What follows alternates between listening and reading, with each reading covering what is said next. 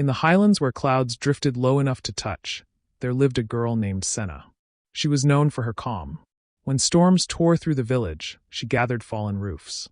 When others wept, she offered bread, steady hands, and no tears of her own. People said, "She is strong." They did not know that long ago, when she was 10, her mother's voice had disappeared mid-song, silenced by fever. That night, Senna learned something the world would later call maturity. She learned how to stop the shaking inside her chest. And once the shaking stopped, she did not know how to start it again. Years passed. Seasons folded over her heart like snow on a field, soft, white, endless. She no longer cried at funerals, nor laughed at births. Her voice was kind, her steps measured, her face calm as an unused mirror. But inside, everything was still.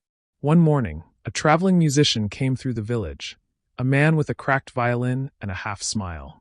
He played at dusk, near the well, the kind of song that makes even stones remember rain. Senna stopped on her way home, her basket of herbs half-filled, and listened. The notes curled through her like wind through forgotten rooms. She went to him afterward. "How do you make the strings sound like sorrow?" she asked. He looked at her, long enough to see that her question was not curiosity. It was a plea. He handed her the violin. "Try," he said. "But don't aim to play. Just let your hands tremble." Senna took it awkwardly. Her fingers brushed the strings and a sound came, rough, unclean, uneven. But it was hers. It cracked open something. By the third note, her breath hitched. By the fifth, her eyes burned. By the seventh, she was crying. Not politely, not quietly, but the way rivers burst when ice finally gives. When she looked up, the man was gone. Only the wind remained, carrying the sound she had made back across the valley.